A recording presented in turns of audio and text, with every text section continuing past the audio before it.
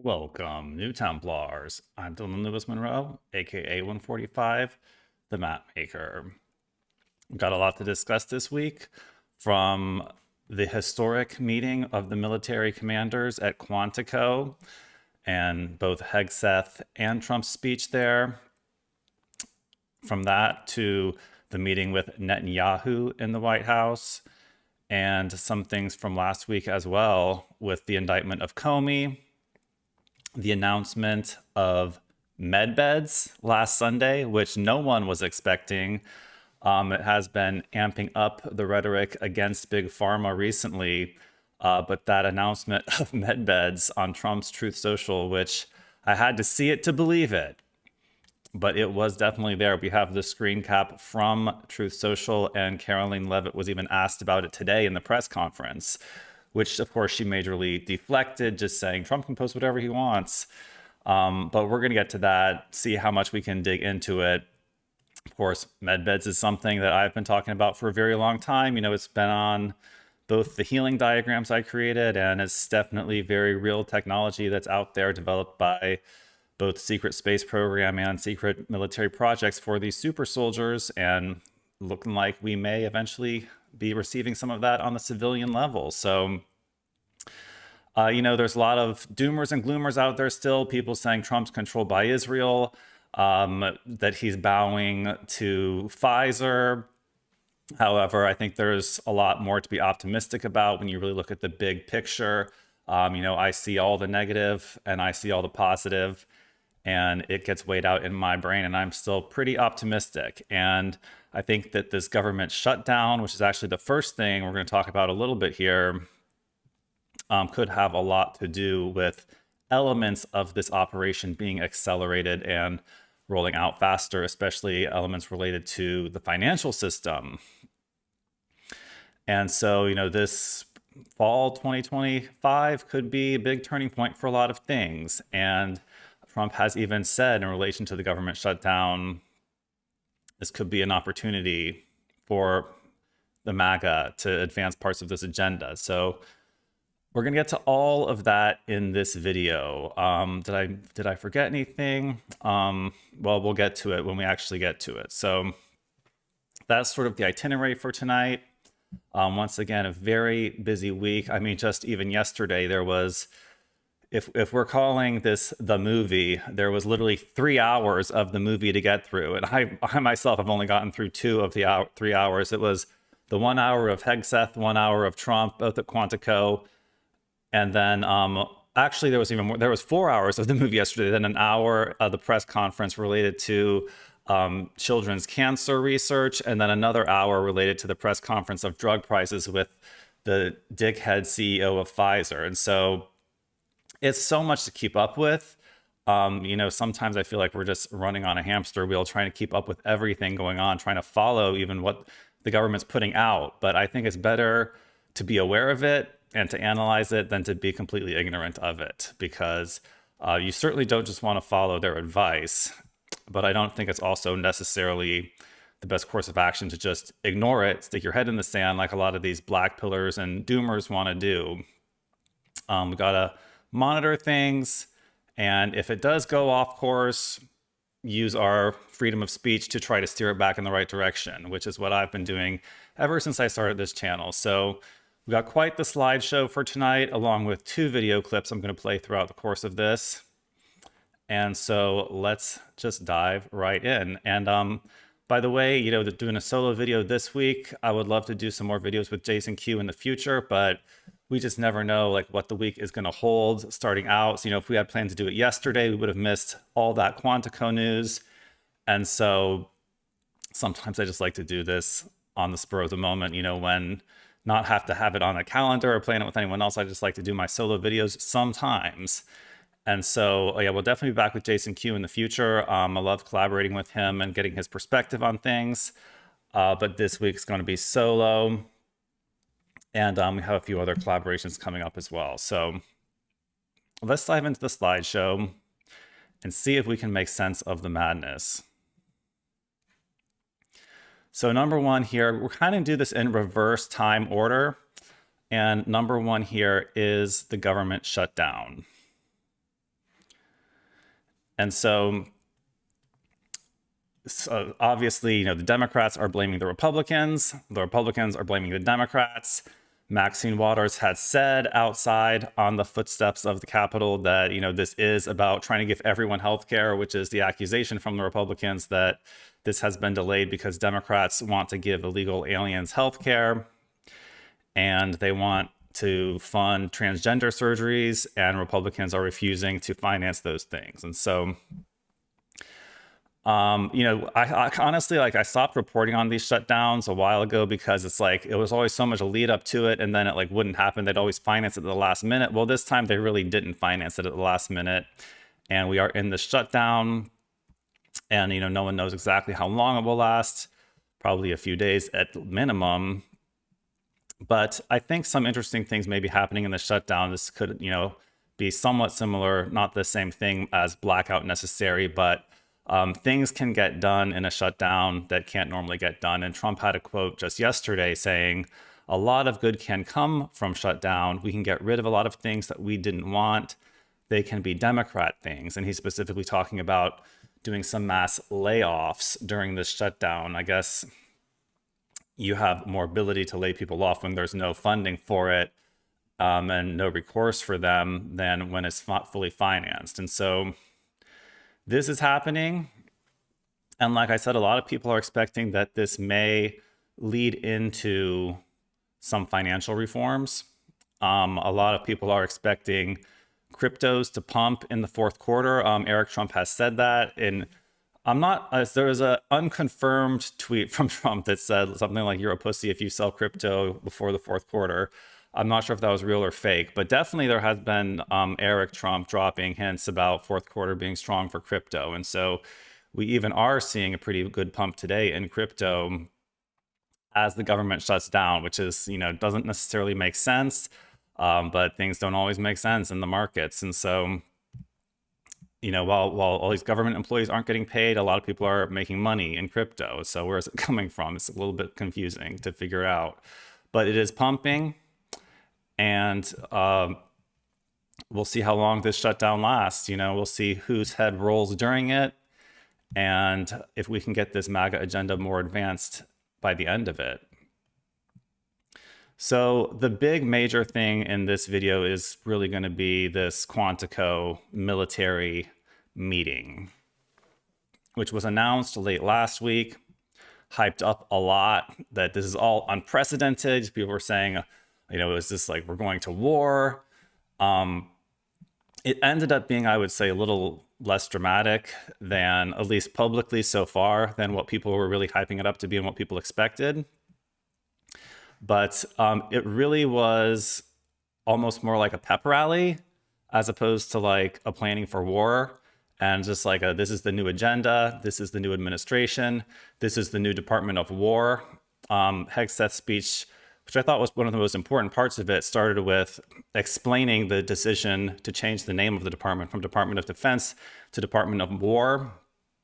And actually, I pretty much encourage people to watch Hegseth's portion of this speech because, not all of it was like critical information, but I think it's important to understand like the direction of the armed forces of this country and to just think about, why we have this military industrial complex, why we have this standing army. That there was one point in American history when it was like we weren't supposed to have standing armies. Now we do have this permanent standing army and this military industrial complex, but so does every other country. And so it's not necessarily unnecessary. It's sometimes, well, the way he starts his speech was saying, it's necessary to have a Department of War to protect freedom. Without freedom, we would be invaded by China to become communist, communist party. And so this is protecting us from the King of England originally.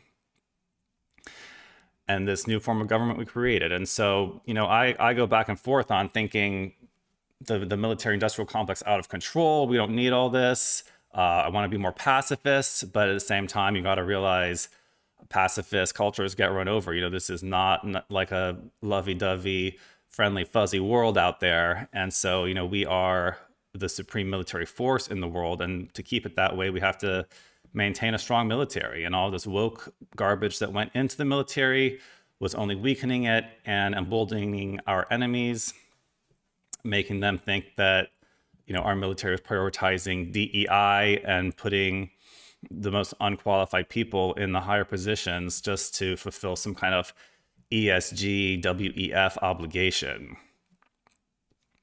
So that's kind of like the on the surface premise of this meeting. But of course, there's a lot going on beneath the surface and even off cameras. You have to assume that they did not call all these military in from all the way across the world to just do a 2-hour pep rally that's publicly streamed. I mean, just the fact that this even was publicly streamed is, from my perspective, completely ridiculous. Like, there had to have been a portion of this event that was not streamed publicly, because I mean, any kind of a military meeting, especially from the Trump administration, who says, we don't announce our plans in advance.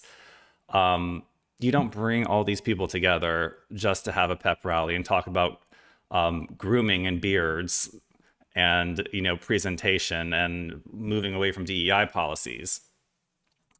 There was other purposes to this, which are not being made public. So this was not necessarily a meeting about going to war. This was more like political theater, at least on the public end. The way Hegseth was pacing back and forth across the stage, it really kind of felt like he was one of those like motivational speakers, as opposed to necessarily like the serious Secretary of War. So what was the real purpose? And I have speculated on this. I think it may have something to do with Trump's statement talking about that we have an enemy from within that we're dealing with. And of course, on the surface, that was talking about the illegal immigrants and possibly Antifa. But as a double meaning, there could actually be enemy within this actual room we're looking at, this crowd of generals, many who have served previous administrations, the Bushes, the Clintons, the Obamas, and trying to weed out which ones of these may be compromised. So I had the speculation that perhaps they brought a lot of these people to one location and to, in some way, test them. There's the eyeball test, there's the conversation test, there's potentially polygraph test, and having them all in one location could also serve as some kind of an electronic test, capturing their electronic devices, bringing them to a central location for some kind of scanning. There could even be some kind of biometric scanning going on, some type of even brain-machine interface, memory scanning. I mean, the military is very advanced in this way. And so I think what we're seeing publicly on this 2-hour broadcast, which was actually broken up only, if you want to watch the whole thing, I'm going to link Hegseth's speech in the comments of this video because it was a little bit harder to find. The White House did not stream Hegseth's part of the speech. The White House account on YouTube only streamed Trump's portion of the speech. But I highly recommend checking out the Hegseth portion because, frankly, he was a much better speaker. It was more like new material. And it was really laying out like the new direction of the military now in the Trump administration. So I think that a big portion of this was to find the enemies from within. And with that, I want to play our one clip from Trump's speech where he's talking about that. So check this out. Defending the homeland is the military's first and most important priority. That's what it is. Only in recent decades did politicians somehow come to believe that our job is to police the far reaches of Kenya and Somalia, while America is under invasion from within. We're under invasion from within. No different than a foreign enemy, but more difficult in many ways because they don't wear uniforms. At least when they're wearing a uniform, you can take them out. These people don't have uniforms. But we are under invasion from within. We're stopping it very quickly. All right. So, yeah, you heard the invasion from within. And like I said, I think that probably has a double meaning, that there could definitely be many people in this actual audience that are being tested in one or multiple ways to see about their loyalty, to see about their history, to see about perhaps if they've, committed crimes in their private life, if they're pedophiles or not, if they're human traffickers or not, if they've been even doing other types of illegal activity as generals, like under the table arms deals, funding the enemy, funneling money, double agents. There's all kinds of things. And so I think that this was more of a test. I think we can pretty much just ignore everything that was actually said on the stage here and presume that this was some kind of a test of merit and loyalty of the highest staff of the generals, really a purging, maybe not at this moment, but of, figuring out who needs to be purged. And perhaps this government shutdown in the next few days is when we're going to actually see this type of purge happening. And funnily enough, after I had even written down that I wanted to say that that was my theory, that, possibly people could be polygraphed, I actually found a Daily Mail article talking about that. Let's see what this said, actually.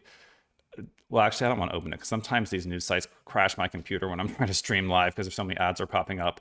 But there was actually a Daily Mail article linked on the homepage of Drudge Report saying that Pete Hegseth's Department of War is adopting a lot of new policies involving signing of NDAs and actually administering lie detector tests to a lot of these upper ranks in the military. And so like that article basically confirmed what I was already sort of suspecting might have been the purpose of this meeting. Now, I mean, I'm not sure they necessarily sent everyone in this room in to get a polygraph. I doubt that, but they probably, having these people who may have been spread out all over the world at various military bases all in one place. In Virginia, Quantico, which even Quantico, starts with the Q, it could have been an opportunity to administer polygraphs to some of the ones that were possibly the most suspect. And, they may not know off the bat, they may suspect things of certain people, but they need a few additional tests to really determine whether they have to go or not. So to get a little further into the actual content of Hegseth's speech, he had a few choice quotes, such as "No more identity months, DEI officers, dudes in dresses, no more climate change worship." He essentially announced a ban on fat generals and said that PT, physical training, would be required for all in the military, including the higher ranks. He made a big emphasis on grooming and like having your beard shaved and whatnot, and no long hair. I guess I wouldn't make the cut according to Pete Hegseth. Said he would be going back to 1990 standards, like 1990, because that was before a lot of this DEI and woke agenda was instituted in the military. And he said that that was the last war that we won, the Gulf War. And he emphasized to the enemy the fuck around and find out, FAFO.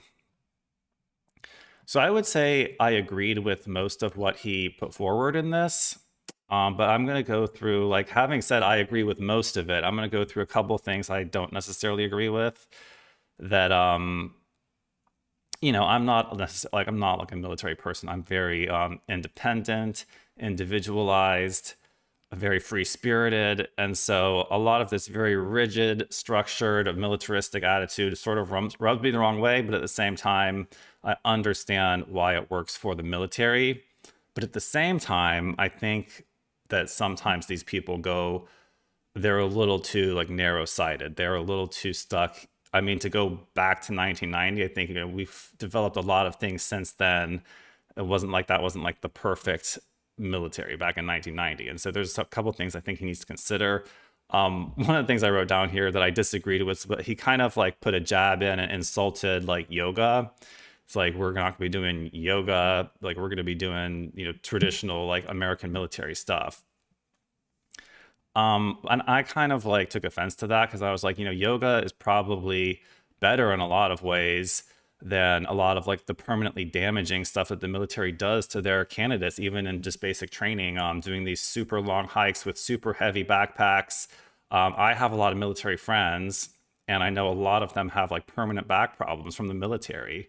And I just think that the military should, even though these are, cannon fodder for the war, most people in the military don't die in war, and I think they should be a little more concerned about, how these people are going to live for the rest of their lives if they're going to be permanently damaging these people's backs and bodies through both like the physical training and through like the mandatory vaccines in the military, which, COVID is just one of them. There's a lot of other mandatory vaccines, which, probably have the aluminum and all kinds of effects that I think that, people that sign up for the military shouldn't be subjected to, automatic part of the system, part of the process that like permanently damages their body. And, instituting something like yoga or even instituting like chiropractic care within the military, like might actually make troops better and stronger. Like the healthier the soldier, the better he can perform, and I don't think he should be insulting yoga when a lot of the stuff the military does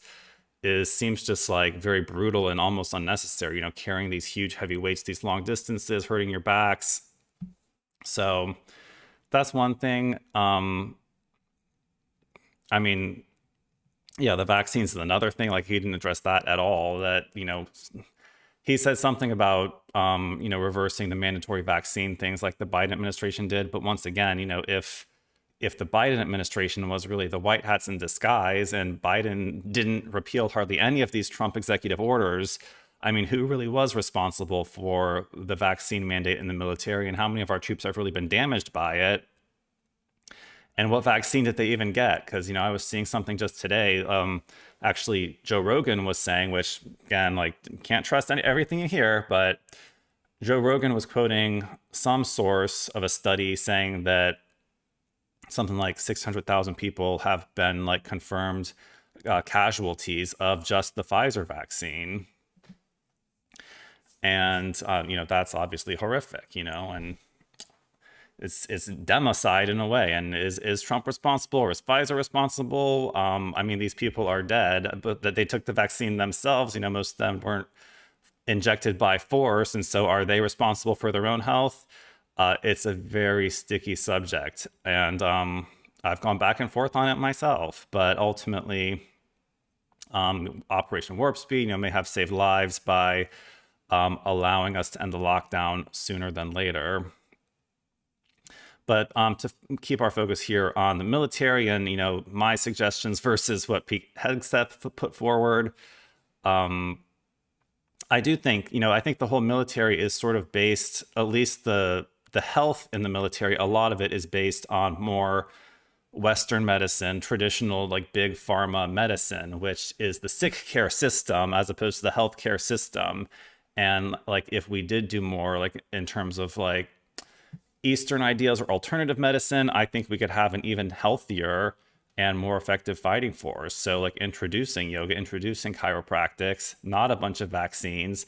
What if we had a breed of spiritual warriors that could maybe even compete even more? When you think about like who may be our opponents in the future, like what are we really training to fight against? The Chinese or the Russians potentially, or Israel maybe, who knows? But I could see like the Chinese army being more tuned into things like that, to doing yoga, like training in kung fu, and having more of like a spiritual basis. I mean, I guess the American spiritual basis is probably like Christianity, but at the same time, we have to have freedom of religion in the military. But having a spiritual motive in your fight, if you're becoming a warrior, will be more compelling, make you a stronger warrior in the end than someone who has no spiritual guidance whatsoever. And of course, that would also mean that our military has to be pursuing morally correct spiritual objectives, which the past 50 years, well, really the past 100 years has not been the case. The whole idea of the military is, you fall in line, you follow the commands of the superiors.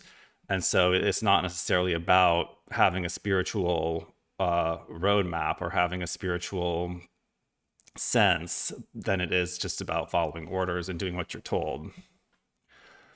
Hegseth also made a kind of big deal about the grooming, keeping people shaved, keeping people in shape, which I definitely agree with having people in shape. We can't have like fat ass soldiers. And like he said, it does not look good to have fat ass generals either.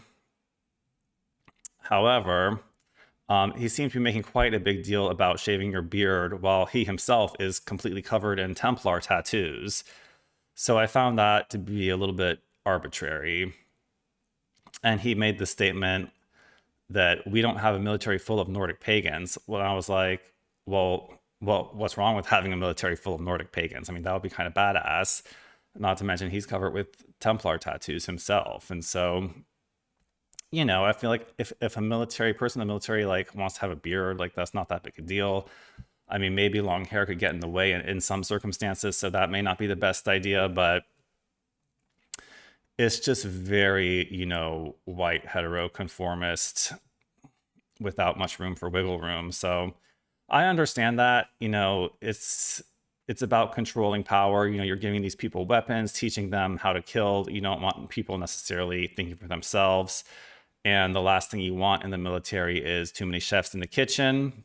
It is a top-down command structure for a reason, and a very good reason at that. And, while I like to consider myself a pacifist and have sort of like utopian ideals, would love to see a less militaristic society. At the end of the day, maybe there is a reason that no utopian society has ever really lasted on this planet.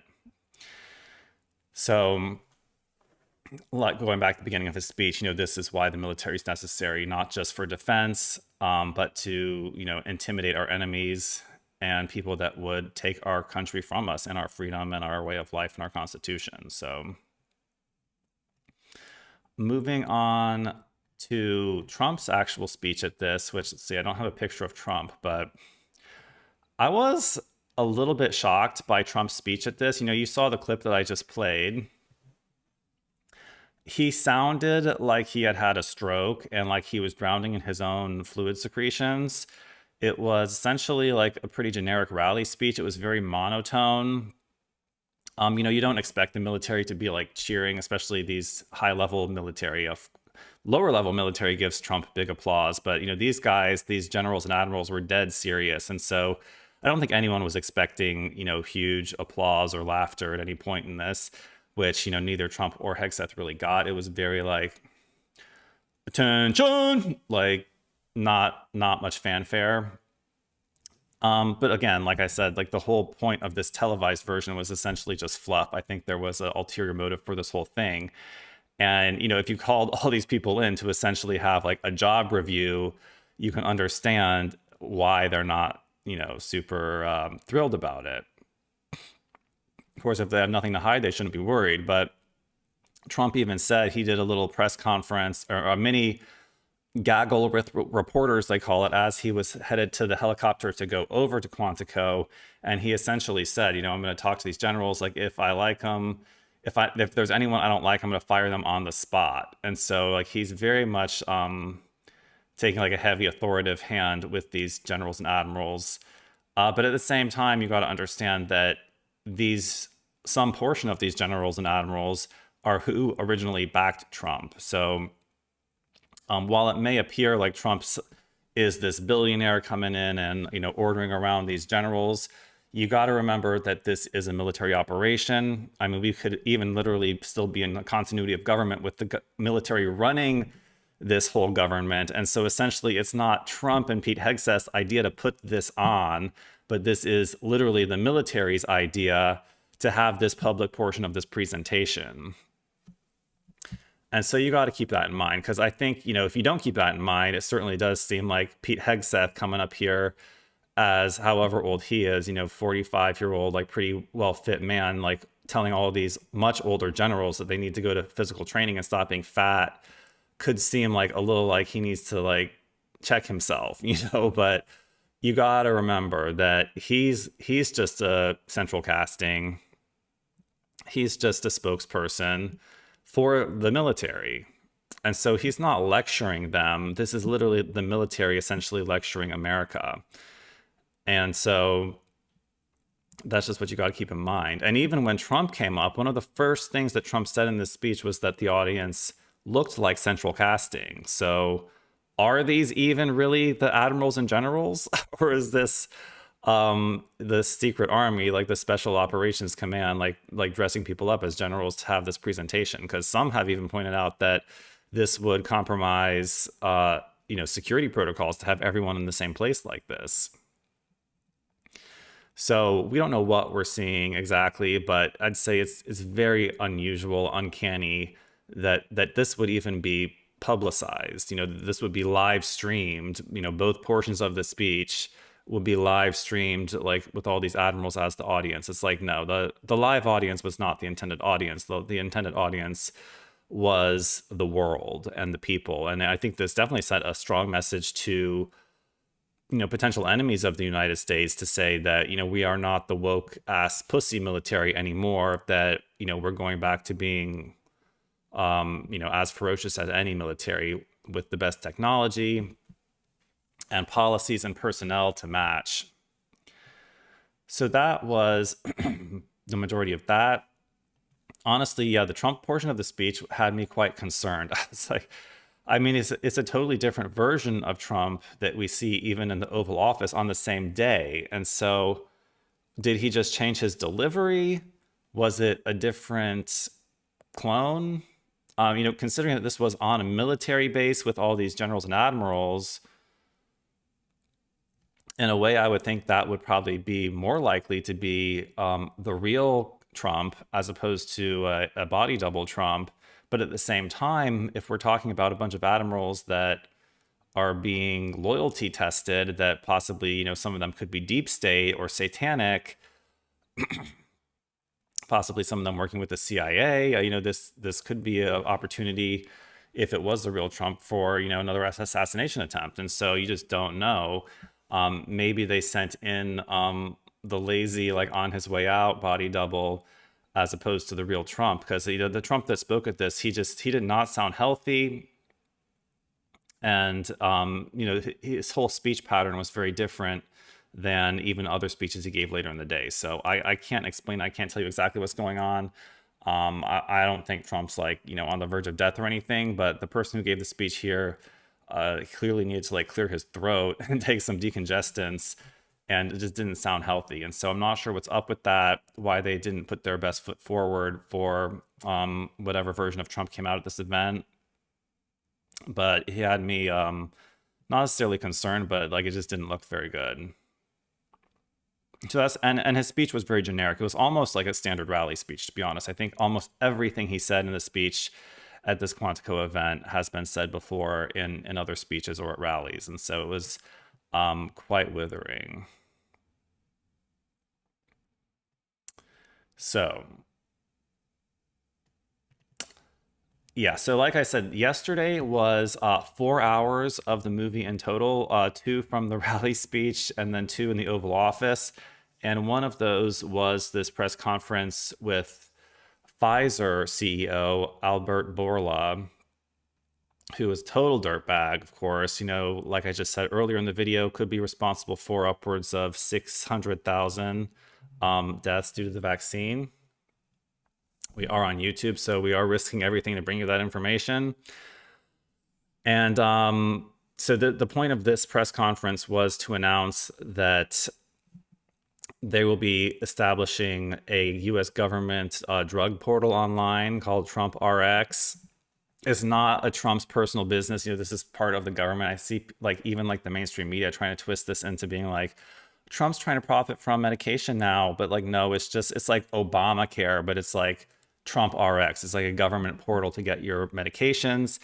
And he's negotiated with these big pharma companies to get better prices on these medications, which, it's I would prefer if people didn't have to take big pharma medications, but either way, they shouldn't be getting price gouged if they do either elect to take them or actually need to take them.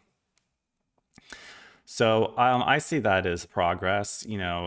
I wish we didn't have to work with Pfizer. At the same time, though, I have heard credible, not necessarily credible, but intuitively to me it resonates as fairly credible that this CEO of Pfizer has probably been taken out. I think he would be fairly high on the list if we are talking about a world where, really bad people have been taken out and potentially replaced. I would say this guy is pretty high up there. You know, Biden being at the top of like definitely been replaced and making a fool of himself to hurt the Democrats. Even Bibi Netanyahu up there fairly high as well. But Pfizer CEO is definitely on the chopping block for crimes against humanity. And so is this even the original Pfizer CEO? Like, do we need to be so offended that he's working with the Trump administration? Or is this a white hat wearing a latex mask once again? And like people complained about that dinner when Trump was sitting next to Bill Gates and Mark Zuckerberg, but like Mark Zuckerberg's definitely done a total 180 on his political positions, just like Elon Musk. Some call Elon Musk. And so I'd say this Pfizer CEO is once again very good candidate for someone who has been replaced. Even yet, you know, we have RFK giving him like the evil eye. And so I think like the whole RFK agenda and the Maha agenda is one of the best things about the Trump administration. And obviously, his allegiance with Israel and Netanyahu is one of the worst things. And so we've seen just a lot of that dichotomy recently, you know, a lot of big wins for Maha with the announcement about autism last week. And, you know, with this lowering the drug prices, and hopefully we won't need a lot of those drugs as people are better educated about how to stay healthy. And we remove things from the food supply that is actually causing a lot of these illnesses. It was just announced today, Walmart will be removing all artificial dyes from the products they offer. So the Maha agenda is making progress, but let's turn and focus a little bit on the more controversial side of things, which is, you know, Bibi coming to the White House for, was it the fourth time this year? And the press conference and, you know, still trying to resolve this conflict in Gaza. So we have this picture came out of supposedly Trump forcing Netanyahu to call Qatar and apologize for the airstrike they did in Qatar that I believe killed one Qatarian civilian and was attempting to take out the leadership of Hamas, which I'm not sure if it was successful or not. But Qatar was all up in arms because obviously, you know, doing airstrikes in a country that's not involved in this war is, you know, compromising their sovereignty. And even Saudi Arabia has made statements standing by them. Like a lot of these more wealthier countries in the Middle East are publicly, you know, making announcements that, you know, they're getting more and more Israel fatigue. And it seems like we may be rapidly approaching a point when, you know, many of these Muslim countries with larger militaries like simultaneously respond to Israel, like in the way that Iran already did. So the big announcement from the Trump and Netanyahu meeting was that they will be establishing a transitionary government in Gaza called the Board of Peace, and that Trump will be the chairman of the Board of Peace. And also on that board will be Tony Blair. And all this is hinging on Hamas agreeing to this plan. And if Hamas does not agree to the plan, Israel has essentially said that they will like annihilate like every living cell in the Gaza Strip. And so it's, you know, we just got to see where this is going to go. I'm not sure who's the white hats, who's the dark hats here anymore. It's just gotten so confusing and mixed up. But one thing I want everyone to remember is that the Khazarian mafia may very well have nuclear weapons hidden in many different American cities. Their people invented terrorism. Their people invented suicide bombings all the way back in the ear gun days of the formation of Israel. And even though most normies now associate those strategies with Islam and jihad, this was actually originally the Khazarian mafia's little trick. And in a way, their entire religion and all the followers of it, especially the more fundamentalist ones, the Hasidics, could very well be acting like suicide bombers, having been planted their strongholds in all major cities. Perhaps it is the Shabbat cult that oversees these nuclear weapons, and perhaps Israel's nuclear arsenal is actually planted all throughout America and Europe.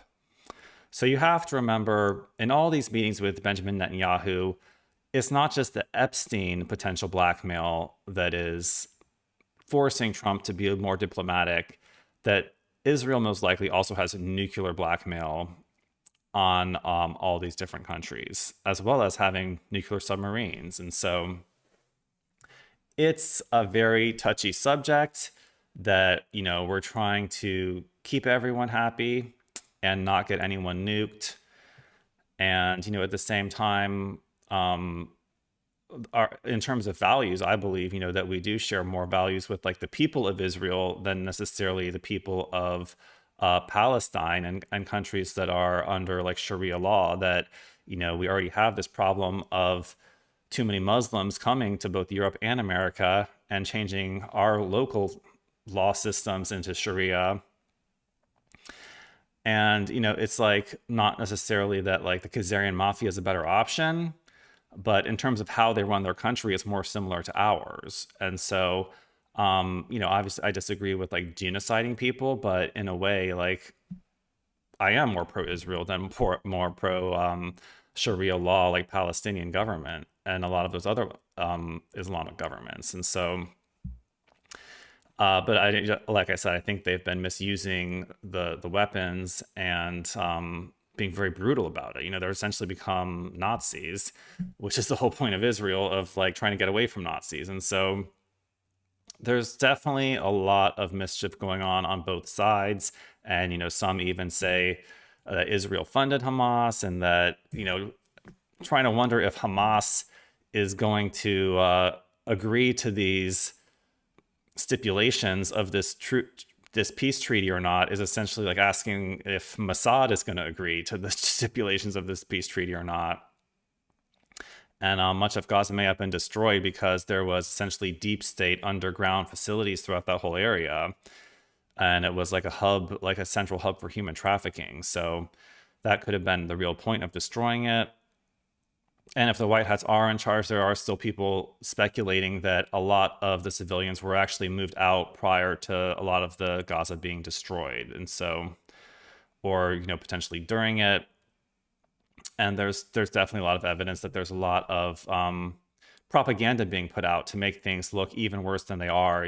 Literally like crisis actors in bulk and mass, AI being used, people filming when they know bombs are going to land. So there's just a lot of sketchy stuff. I don't like, I listen to a lot of Mike King's videos, and, he always says it's a wag the dog war, but I wouldn't say it's fully wag the dog, but there's definitely a lot of psychological operations and monkey business on all sides, even if it is all one side or not, that you have to consider that.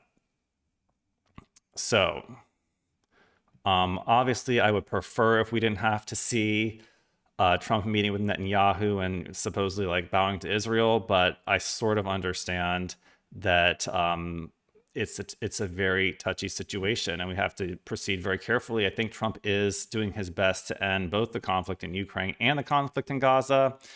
But at the end of the day, it's not his conflict to end. He's trying to be the mediator of, two different sides that are so much opposed to each other. Well, 4 different sides in total of all those, but he has had success in so many other areas of war throughout the world by applying sort of tariff economic pressure to encourage people to end their conflicts. That doesn't seem to be working with the Russia-Ukraine or with the Israel-Gaza, but he continues to try. And while a lot of people are criticizing him, I'd say that I think he seems to be doing his best, to end these conflicts.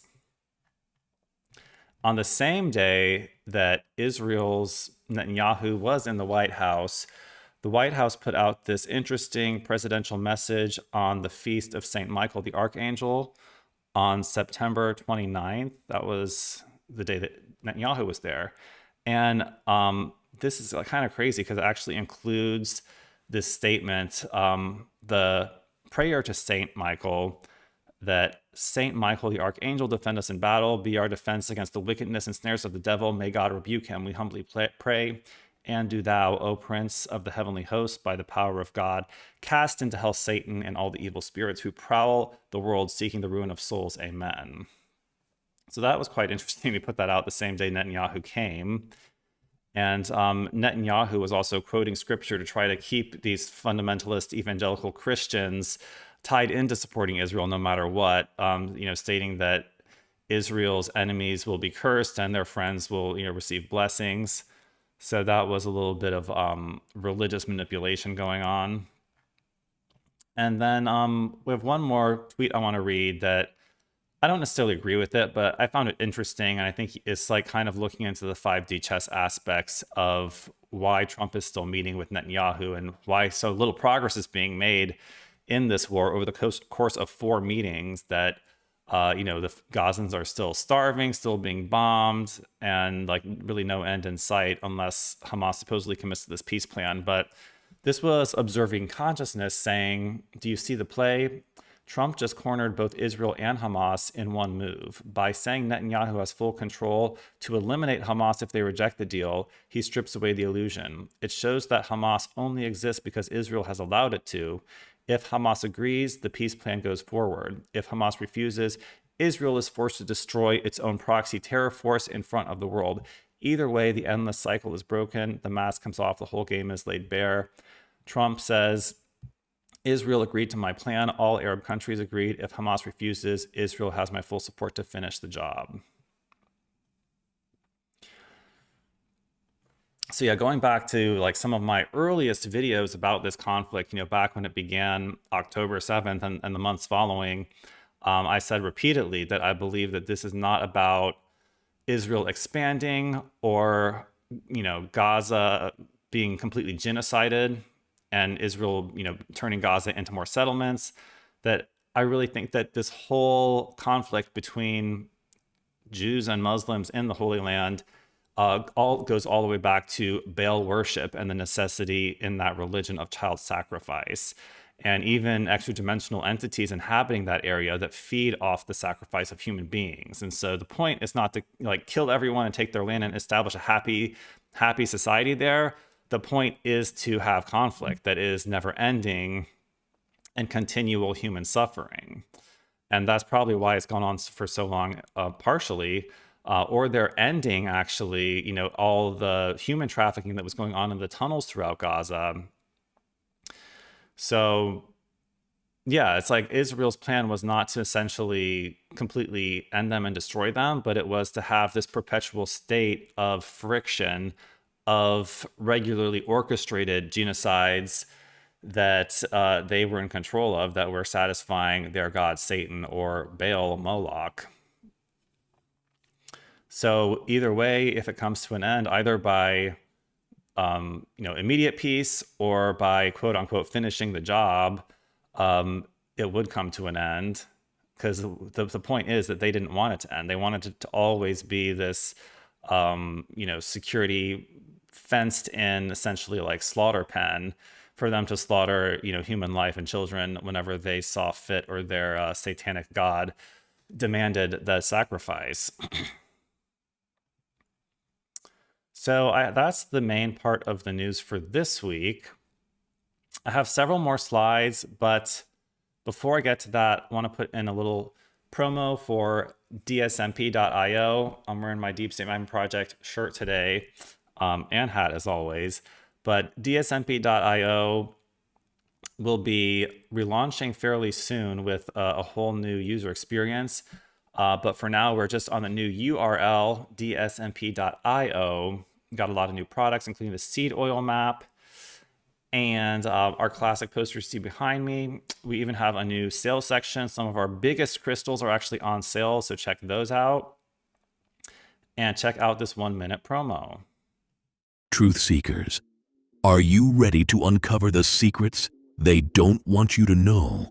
At dsmp.io, we're not just a store. We're a portal to the unknown.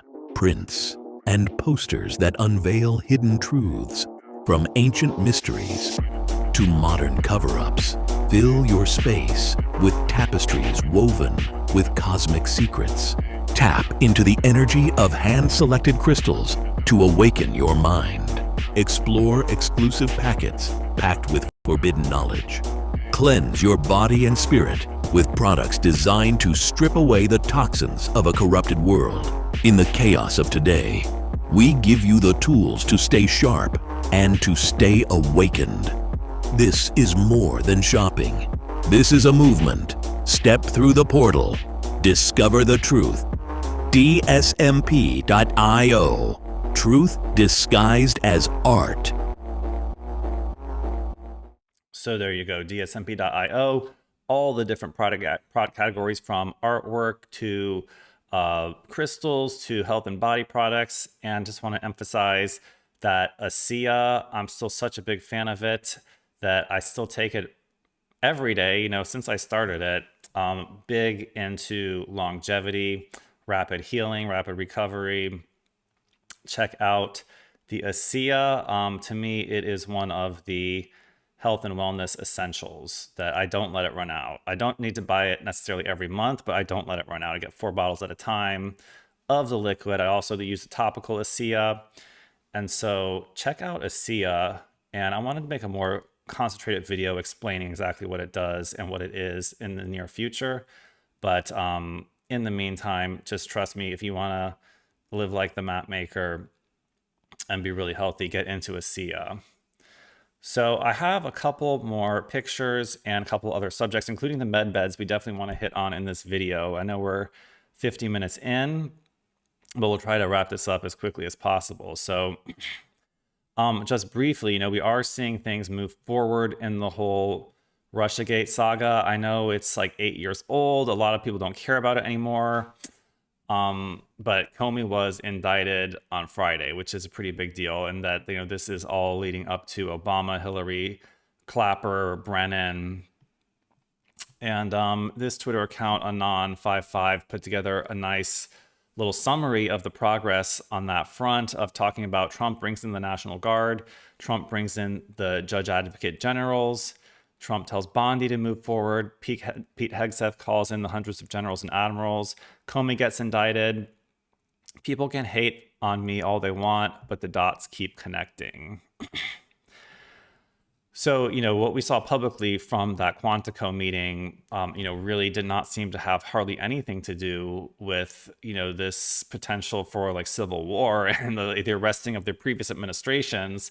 But in a way, it didn't have anything to do with that on the surface. But a lot of what they were talking about was how these previous administrations had mismanaged the military.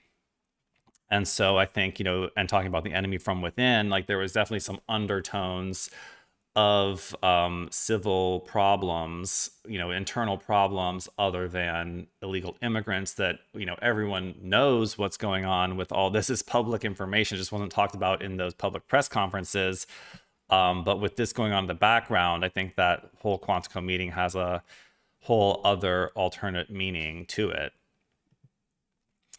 Of course, also later last week, we saw Benjamin Netanyahu speak to the UN, and practically, you know, 90% of the delegates walked out on him completely, in contrast to Trump's speech, where this whole room was pretty much full. So like, he is hated throughout the world. The world's opinion of him is at an all-time low, as well as Israel in general.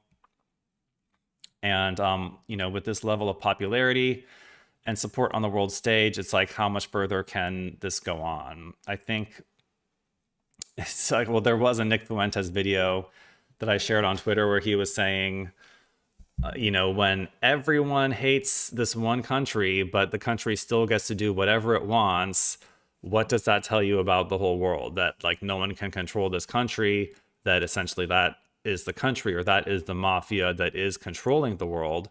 But at the same time, if they really controlled the world, would they tolerate this level of disrespect? So I think there's different ways to look at that. And I see it as they did once control the world from the shadows. And, you know, this is being brought into the light. You know, throughout the MAGA sphere, especially on Twitter, is becoming more and more anti-Israel. I will not say anti-Semitic, but anti, you know, this government, this Israel government. and anti-satanic, anti-Sabbatean Frankist variant of Judaism. There was even some problems with original Judaism we want to go into. I'm not going to get into that in this video, but there's very distinct differences between the Old and the New Testaments, including their old God requiring animal sacrifice, and people are learning about these things, and sentiment is changing throughout the world. And like when you look at this UN picture, you see this level of animosity or disdain towards this one prime minister. This is unsustainable. This is completely unsustainable. And I believe we are living through like the final days of at least this administration, if not the entire state of Israel. And of course, that does not mean that like the whole of the region will be like demolished through a war, but I certainly believe that we could be seeing a governmental change in that region, within the next 10 years based on this level of support of the UN. So we are finally to the best news of the video, which was Trump posting about Medbeds. And so let's watch the short clip that he posted on Truth Social. And I can confirm that I actually did go to his Truth Social. He did post this on last Sunday, and I believe it was deleted, but it was up there for a good probably 24 hours. I think it was deleted by Monday, but it was up there all day. Plenty of time for people to save it, to screenshot it. Trump definitely posted this. Now this is an AI made video of a fake newscast, and even fake words being spoken from Trump's own mouth, which if he didn't agree with it, he would be offended by it, so he wouldn't share it. But who even made this? Could this have been actually made by the military as a little disclosure of things to come? So without further ado, Medbeds. These facilities are safe, modern. Sorry, started from the beginning. Breaking now. President Donald J. Trump has announced a historic new healthcare system, the launch of America's first medbed hospitals and a national medbed card for every citizen. Every American will soon receive their own medbed card. With it, you'll have guaranteed access to our new hospitals led by the top doctors in the nation, equipped with the most advanced technology in the world. These facilities are safe, modern, and designed to restore every citizen to full health and strength. This is the beginning of a new era in American healthcare. In this first phase, only a limited number of medbed cards will be released. Registration details will be announced very soon. How do you like that? So, Medbeds. I mean, I don't know when they're coming. Like, there has been so many rumors in this movement over the past 8 years, like, oh, the Medbeds are going to be out by the fall. I'm not going to tell you they're going to be out like by a certain time. Honestly, like, it could be another 5 or 10 years, but this I can tell you that I 100% believe this technology exists. This post from Donald Trump proves that he knows that this technology exists. However, this would be so disruptive to so many different industries that it needs to be approached very cautiously. And if we can start by getting drug prices like not being price gouged for Americans exclusively, that's a start. And then Bobby Kennedy's doing his thing with the MAHA at HHS, revealing the cause of autism. Maybe a couple other diseases will be next. But this is like the long-term goal, and it's like the long-term inevitable future as well. We're not always going to be using these toxic petroleum-derived pharmaceuticals. Like, there will be in the future frequency-based medicine, AI integrated into these medicines. The way these medbeds diagnose is through sensors and AI and high-tech scanning, to then provide treatments with frequencies, light, sound, and no need for petrochemicals anymore, and possibly gene editing. And so the future is rapidly approaching. And like I said, I don't want to put a date on this. I said 5 to 10 years maybe, but the point is, hang in there. We have so much at our disposal. If you look at my Infinite Life Vortex, I've given people a lot of tools to improve their health until we get to this stage. And I think there's even, this things even just from nature where you can essentially radically slow down the aging process, at least, through many of the different longevity protocols and red light therapy. And one of the main things about slowing down aging is reducing your exposure to toxins and things like alcohol and bad foods and GMOs, and staying physically fit. I've even heard that just like lifting weights alone is like a longevity protocol. And so hang in there, everyone. Like, this is looking so positive for a future humanity when we live not just 70, 80, or 90 years, but we could radically extend human life potentially to perpetuity, withholding like there's an accident or some kind of a, disaster that, potentially like we could end death by old age and cancer, and be living in a world where, people live until like their skydiving goes wrong or something like that, and we even have, I believe, technologies in the military and super soldier programs that can bring people back from death, regrow limbs. Supposedly in the super soldier program, they can bring back like if they even have, it's like what you saw, what was that movie? The Fifth Element, when they bring back the fifth element from like a chopped off fingertip, and they essentially scan the DNA and rebuild the whole body. Now, well, would you have all the same memories? I can't guarantee that, but we're going to learn a lot about all that at the Super Soldier Conference coming up. So the flyer is here. I'm going to be in, wait a minute. I keep getting this mixed up with like the old versus newer flyer. We want the one with, I don't know. It's like the flyer keeps changing, but definitely Carrie Cassidy is going to be there, and James Rink is hosting it. I'm going to be speaking and having a booth. And so this is going to be in Orlando next week, October 8th through 12. Go to supersoldiercon.com and get tickets to come or watch it online. And so at this conference, I think probably since Trump just posted about Medbeds, people are going to be talking even more about it. But, the super soldiers always are talking about, radically advanced healing modalities, including Medbeds and other things. And so we're going to be learning a lot about that at this, and, what these super soldiers do, like what their job description is, like on a daily basis, and all the different missions that go on throughout the universe and time space. So we're really looking forward to that. And that's pretty much most of what I had here.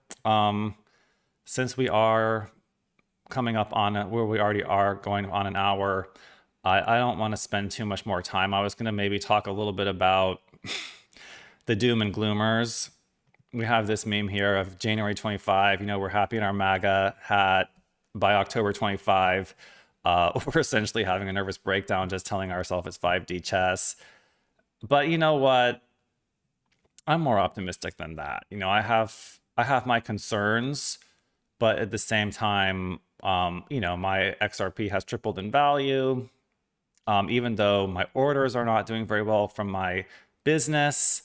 And I know a lot of the economy seems to be struggling, that even though Trump is always talking like the economy's great, that, we're getting all this investment for AI and all these planes to go Qatar, he has to know that the economy's not actually doing that great. Like used cars aren't selling, houses aren't selling, the dollar's worth is crashing, and Trump seems on the surface, he appears to be oblivious to all of that. But I'm fairly confident that he knows that the economy needs a major resuscitation. And, we've known for a long time, it's always been the crash before Jassara. I made the crash before Jassara t-shirt, which nobody bought, but I love it because I always knew that the economy had to crash before Jassara. And, with the government shutdown, the dollar at, at all-time low, this seems to be even more imminent. Where's the other good news? Well, gold just hit an all-time high today of 3,850, as well as silver at $46 an ounce. And so, you know, we were told back 5 years ago in the truth community, like, invest in gold and silver. 𝕯𝖚𝖚𝖚 still saying it. Half these truther channels have been telling people to move their 401ks to gold for so long. Like, half these truther channels are sponsored by Noble Gold. I'm one of the only ones that's not sponsored by Noble Gold, which I find a little bit strange.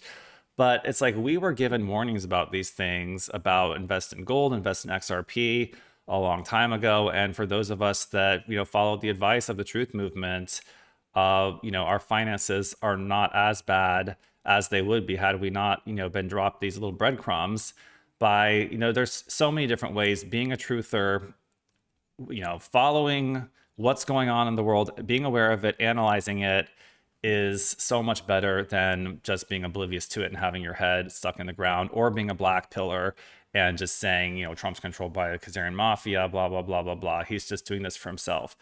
Trump was rich before he became president, richer than 99% of the world population. By becoming president, he risked being assassinated, which would cause him to lose all his wealth, unless he has, you know, backup clones like Emperor Palpatine. But, you know, on the surface level, he did not need to do this. He was already rich. If he's profiting from being president, it's just building an empire of, you know, beautiful hotels that is just, it's good for humanity. You know, he's a developer. I aspire to be as productive as a developer as him and a lot of other developers in my life. And I know I don't blame him if his company is doing well in this economy, because again, you know, he is a luxury real estate developer. The wealthy is doing well, while the poor is getting poorer. But that's not necessarily his fault. Like, this was already the direction things were going in. And I do believe, you know, he's still putting out insulting memes toward Jerome Powell. We know the Fed is basically going down. Once we end this Rockefeller, Rothschild Federal Reserve System, we're going to see the golden age that he's spoken of. Like, I'm a little bit, I don't like that he's already saying that we're in the golden age, because we're clearly not already in the golden age. But he's president, like, he has to stay positive and optimistic.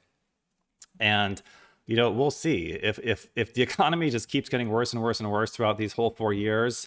I'll admit to defeat at the end. Maybe by year 3, I'll say, you know, we were hoodwinked. But at this point, I'd say it's still looking pretty positive. The conspiracy theorists are being proven right over and over again. And even just late last week, they finally admitted that there were hundreds of FBI undercovers in the crowd on January 6th.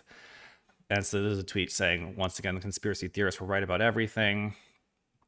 Trump's often right about everything. Whether it's his or not, Il Dando Trumpo posted this photo saying that the deep state's not even ready for Red October yet. So we're expecting things to happen in October. I love this image someone generated that's been floating around the past couple days of get your popcorn ready. Oop, got a little gnat in here. And the whole crypto community is saying, like, get ready for, they call October Uptober. And this is Jack the Ripper saying Uptober is coming.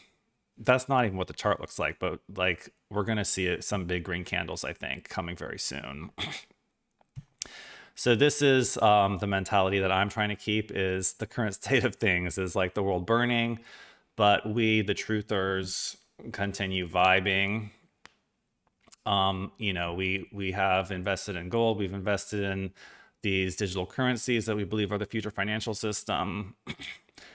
And either way, we really need the support. You know, if you want to check out deepstatemappingproject.com, which is now dsmp.io, it would be nice to still have an income despite my investments doing well. Like, I want to be getting my artwork out there. And so when you feature these posters in your home or buy the prints and show them to friends and family, you're really helping the truth movement. You're helping more people get on this higher consciousness, away from the deep state mind control, the MK Ultra that has permeated society and turned all these normies into sheeple, and opening the door for Christ consciousness, new earth, and good things in the future. So I'm remaining optimistic despite sales being down. And like I mentioned in the last video, like I've had so many tech issues lately that's what's been bringing me down the most, is the tech issues. Just I feel like I'm troubleshooting tech issues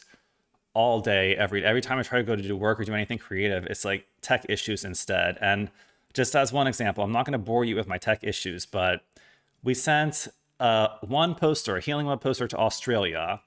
The shipping label cost $50, which is absurd to begin with, for one tube that weighs a pound. And then I checked my billing statement. I don't even get an email about it, but I checked my billing statement, and DHL has charged me an additional $60, $50 for remote area fee, and another $10 for being 0.1 pounds off the weight, which we measure our weight accurately and list it as 0.9, but they round up and say it's 1 pound. So they charge me an extra $10 for that, for 0.1, and then an extra $50 for remote area when they knew the address before I shipped it. So it's just stuff like that. And like, I don't know if I'm gonna get that money back, but the poster was only $28. And so essentially I lost $30 on that order. That's no way to run a business. So it's things like that that get me down. And then I do research and I find that UPS is owned by Vanguard and BlackRock, and they have this like Jewish female CEO with thick glasses that's probably a Kamala voter. And I'm just like, there are things that the Trump administration is not talking about that I think need to be talked about more. Number one, brain machine interfaces. These devices controlling our minds, reading our thoughts to give us ads, and where that could lead to. You're putting all this money in AI with people like Sam Altman and what's the other one? All those people running AI. Like, I don't know if I trust